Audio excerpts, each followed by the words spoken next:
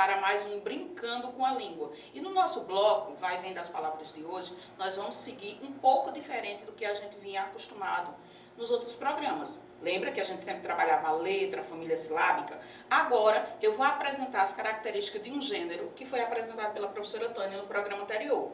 Vocês recordam? No programa anterior ela fez uma entrevista com a professora Jéssica Aruan, falando sobre o 5R e o consumo exagerado. Hoje nós vamos falar um pouco sobre as características desse gênero que foi apresentado. Confere comigo aqui.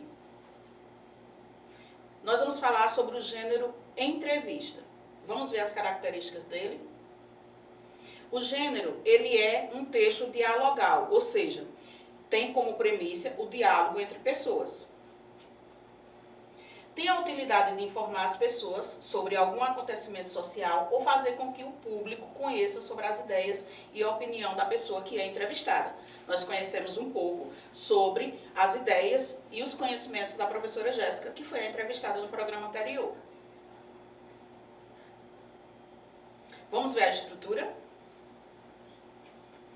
Manchete, primeiro aparece ou a manchete ou o título. Pode ser uma frase criativa ou uma pergunta interessante. Geralmente é uma frase bem chamativa, para provocar em você, leitor, o interesse para conhecer o restante do conteúdo da entrevista.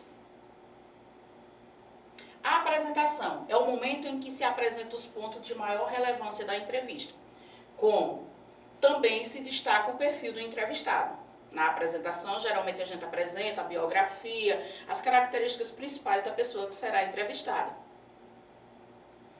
E a característica principal da entrevista é as perguntas e respostas. São retratadas as falas de cada um dos envolvidos, seja duas pessoas ou mais pessoas. Agora, a entrevista é que tipo de texto? Vamos conferir. Ele é um texto poético. Vamos lembrar o que é um texto poético. O texto poético, geralmente ele é escrito em versos e em estrofes. As entrevistas, vocês lembram que ela é organizada entre perguntas e respostas. Então, automaticamente a gente já elimina essa alternativa. A alternativa B diz que ele é um texto narrativo. Os textos narrativos geralmente são os que narram uma história, que apresenta personagens, narrador e seus principais personagens. Exemplo de textos narrativos, nós temos as fábulas, os contos, também não é, né? Alternativa C é um texto injuntivo, ou seja, instrucional. Exemplo de receita. Nós não estamos falando de receita, nós estamos falando de entrevista, com perguntas e respostas. E a letra D, expositivo, ou seja, expõe uma opinião. Então, a alternativa correta é a alternativa D. A entrevista é um texto expositivo. Nós temos aqui também qual a finalidade da entrevista, qual a função desse tipo de texto. Letra A, ensinar o leitor a fazer algo. Quem ensina geralmente é a receita, ou os instrucionais, que vem com uma regra, né, como um manual. Quando a gente compra um aparelho, ele vem um manual ensinando como usar. Então, essa alternativa já está errada. Letra B. Estabelece comunicação entre parentes e amigos. Será que a entrevista estabelece essa relação? Geralmente o que estabelece é ou a carta, ou a mensagem, ou um convite, ou um bilhete. Letra C. Informa as pessoas sobre algum acontecimento social ou torna público a opinião. Na entrevista, a gente percebeu um pouco da opinião da professora Jéssica, mas vamos verificar a letra D. A letra D diz, convencer o leitor sobre determinada ideia. Será que na entrevista que foi feita, a professora Jéssica e a tia Tânia estavam tentando convencer vocês sobre algo, ou será que elas estavam passando uma informação pública? Uma opinião pública. Vamos conferir qual a resposta correta? É a letra C. Quem disse que era a letra C está correto. Por quê? A finalidade do texto entrevista é informar as pessoas sobre algum acontecimento social ou tornar pública a opinião de alguém.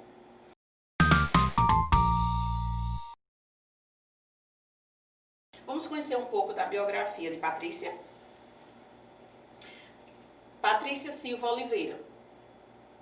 Ela é graduada em Letras pela Faculdade de Formação de Professores de Serra Talhada. Atualmente é professora da rede municipal e estadual, nas quais leciona há 20 anos. Viveu toda a sua infância brincando nas férias de janeiro, na Fazenda Saco, Ipa. E no meio do mato nasceu a paixão pelas imagens do sertão. Participa do curso dos agentes ambientais da Mata da Pimenteira e revela que a maioria de suas inspirações veio do contato com a caatinga e que esse fato foi fundamental para todas as suas realizações acadêmicas. Suas principais obras são o Mandacaru, o Tamboril, Meu Lugar, A Seca, O Amor e Violência na Escola. Se vocês ficaram curiosos para conhecer um pouco mais sobre a história de Patrícia, segue ela nas redes sociais, pesquisa um pouco mais sobre as obras dela e faz uma boa leitura, certo? Nós trouxemos para vocês apenas uma amostra das obras da autora. Ela nos enviou um vídeo que apresenta a sua primeira obra, que é o Mandacaru. Espero que vocês gostem, que vocês confiram. E agora eu vou trazer o bloco Você na TV. A experiência de hoje vem lá da Escola Municipal Vereador Manuel Pereira Neto, a Neto Pereirinha. A experiência vem do 2º ano da professora Michele Lima, que tem um canal no YouTube também. Se vocês ficarem curiosos para conhecer mais vídeos sobre essa professora, segue ela no canal dela. Agora vamos conferir qual foi a experiência que ela nos enviou. Espero que vocês gostem. Até a próxima e tchau!